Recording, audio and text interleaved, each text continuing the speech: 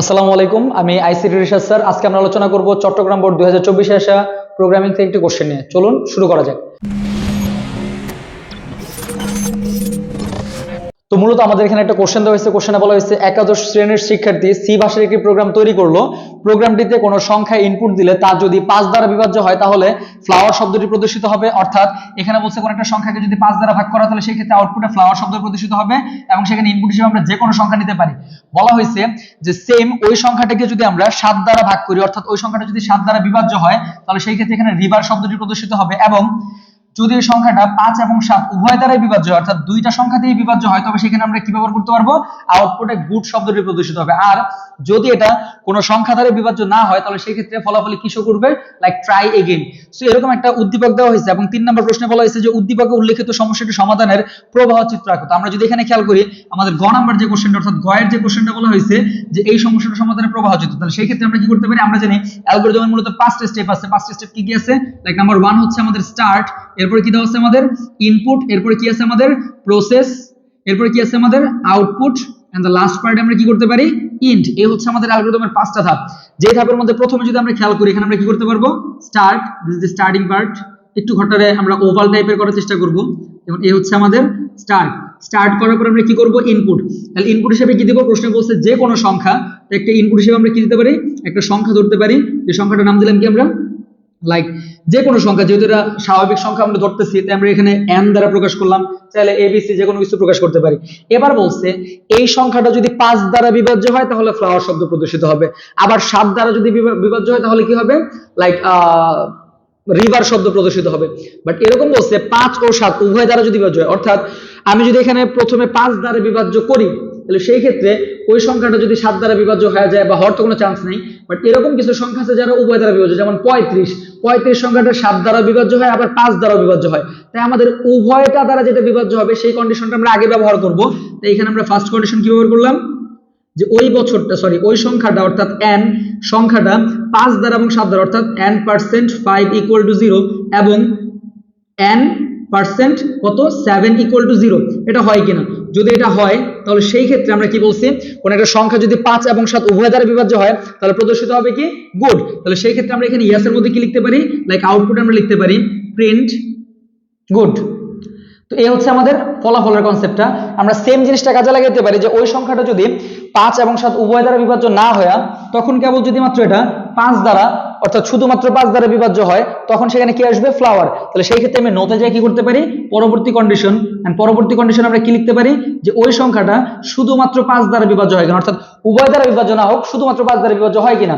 যদি এটা শুধুমাত্র 5 দ্বারা বিভাজ্য হয় তাহলে সেই ক্ষেত্রে আমরা ইয়াস এখানে কি লিখতে পারি? যে 5 দ্বারা বিভাজ্য হলে এটা আমরা কি বলবো? Like flower. তাহলে এখানে কি আসবে আমাদের? Print flower. এন্ড দেন যদি এটা 5 দ্বারাও বিভাজ্য না হয় তখন আমরা চেক করব যে এই সংখ্যাটা শুধুমাত্র 7 দ্বারা বিভাজ্য হয় কিনা, অর্থাৎ অ্যানাদার কন্ডিশন। সো তখন আমরা ইউজ করলাম যে ওই সংখ্যাটা অর্থাৎ n% 7 = 0 হয় কিনা। এটা ইয়েসও হইতে পারে আবার নো হইতে পারে। যদি এটা সত্যি হয় তাহলে সেই ক্ষেত্রে এটাকে আমরা আবার কি বলতে পারি? যে 7 দ্বারা বিভাজ্য হলে এটাকে আমরা কি বলবো? ফলাফল প্রদর্শিত হবে রিভার। তাহলে সেই ক্ষেত্রে এখানে আমরা আউটপুটে চেক করতে পারি প্রিন্ট রিভার। এন্ড দেন যদি এটা 5 দ্বারা 7 দ্বারা বা উভয় দ্বারা কোনোটা দ্বারা যদি বিভাজ্য না হয় তাহলে সেই ক্ষেত্রে আমাদের ফলাফল কি বের করতে বলা হয়েছে? Like try again. অর্থাৎ যদি এটা উভয় দ্বারা বিভাজ্য হয় তাহলে প্রিন্ট গুড। যদি উভয় দ্বারা বিভাজ্য না হয় তখন আমরা চেক করব এটা 5 দ্বারা বিভাজ্য হয় কিনা। যদি এটা 5 দ্বারা বিভাজ্য হয় তাহলে প্রিন্ট ফ্লাওয়ার। যদি এটা 5 দ্বারা বিভাজ্য না হয় অর্থাৎ ওই সময় আমরা চেক করব এটা 7 দ্বারা বিভাজ্য হয় কিনা। যদি 7 দ্বারা বিভাজ্য হয় তবে এটাকে আমরা কি বলবো? Print river. যদি এটা 7 দ্বারাও বিভাজ্য না হয় তো সেই ক্ষেত্রে আমরা কি বলবো? ব্যবহারকারীকে বলবো লাইক প্রিন্ট ট্রাই এগেইন। এই হচ্ছে আমাদের রেজাল্ট। এবার যদি খেয়াল করি এবার আমরা এখানে কি করব? কানেক্ট করব বা ইন্ট করার জন্য। তো সেই ক্ষেত্রে আমরা এখানে একটা কানেক্টর ব্যবহার করতে পারি। এই কানেক্টরের মাধ্যমে আমরা কি করতে পারি? এখানে ইন্ট। তো এখানে যেহেতু দুইটা ফলাফল আছে তাই আমরা দুইটা বিষয়কে একত্র করলাম কানেক্টর দ্বারা।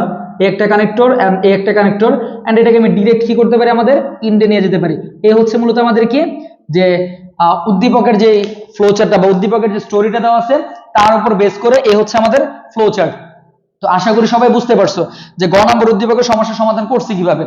সেম এই প্রবাহ চিত্রের উপর বেস করে আমরা কি করতে পারি, উদ্দীপকের প্রোগ্রামটি সি ভাষা দিয়ে আমরা সলভ করতে পারি। অর্থাৎ উদ্দীপকের প্রোগ্রামটাকে যদি আমরা সি ভাষা দিয়ে সলভ করতে যাই, সেই ক্ষেত্রে গ নম্বরে যদি কারো কোনো প্রবলেম থাকে একটু রিক্যাপ করে তোমরা দেখে নিতে পারো, কারণ আমরা 4 নম্বর কোশ্চেনটা সলভ করব। তো 4 নম্বর যদি খেয়াল করি আমরা যে উদ্দীপকের এই সেম সমস্যাটা সি ভাষা দিয়ে সমাধান করতে বলছে, অর্থাৎ এখানে যে প্রবলেমটা বলছে এটা সি ভাষা দিয়ে। আমরা সি ভাষার জন্য কি করতে পারি, এখানে একটা সি এর বেসিক স্ট্রাকচার ব্যবহার করতে পারি, যেখানে আমি দিলাম একটা হেডার ফাইল ইনক্লুড করলাম, হ্যাশ ইনক্লুড, এন্ড আমি এখানে হেডার ফাইল হিসেবে ধরলাম stdio.h, এন্ড দেন আমি এখানে মেইন কে ডিক্লেয়ার করলাম স্বাভাবিক সংখ্যার মেইন, এন্ড দেন দিলাম আমরা সেকেন্ড ব্র্যাকেট।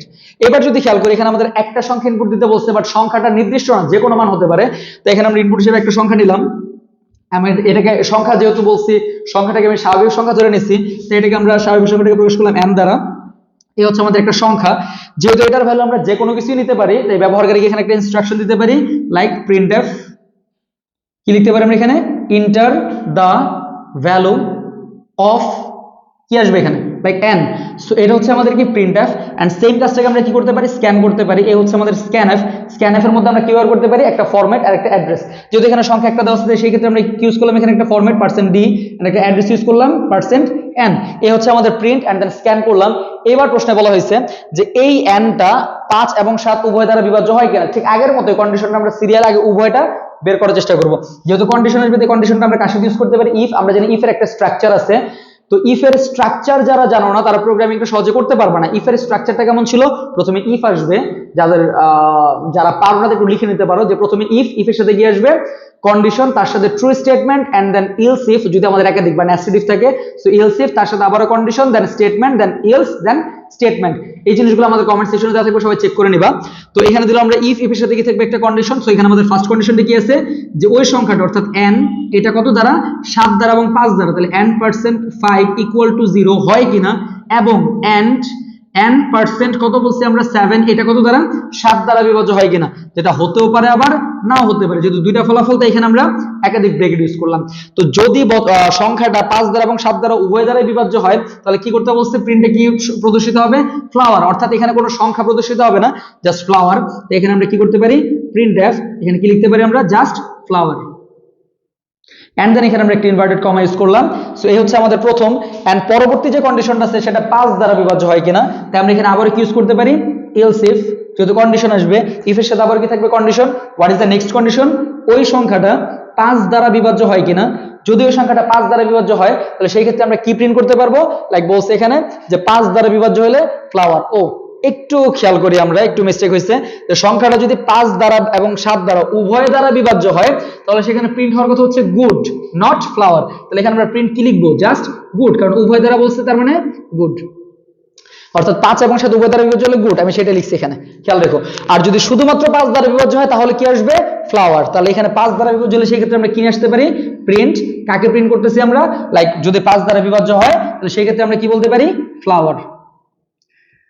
এন্ড দেন যদি 5 দ্বারা বিভাজ্য না হয়, আমি একটু সাইডে করতেছি, তাহলে সেই ক্ষেত্রে আমরা কি চেক করবো, এটা 7 দ্বারা বিভাজ্য হয় কিনা। এটা বলছে যে 7 দ্বারা বিভাজ্য হয় কিনা, সেই ক্ষেত্রে আমরা আবারও কন্ডিশন ইলস ইফ, ইফ এর সাথে আবার আমরা কন্ডিশন ইউজ করতে পারি। কন্ডিশন কি আছে, যে n অর্থাৎ ওই সংখ্যা %7 = 0, তাহলে আমরা বিভাজ্য হয় কিনা 7 দ্বারা। যদি এটা হয়, তাহলে সেই ক্ষেত্রে আমাদের প্রিন্টে কি আসার কথা ছিল, লাইক 7 দ্বারা বিভাজ্য হলে রিভার। তাহলে সেই ক্ষেত্রে আমরা প্রিন্টে কি নিয়ে আসবো, printf, কি আসবে, রিভার।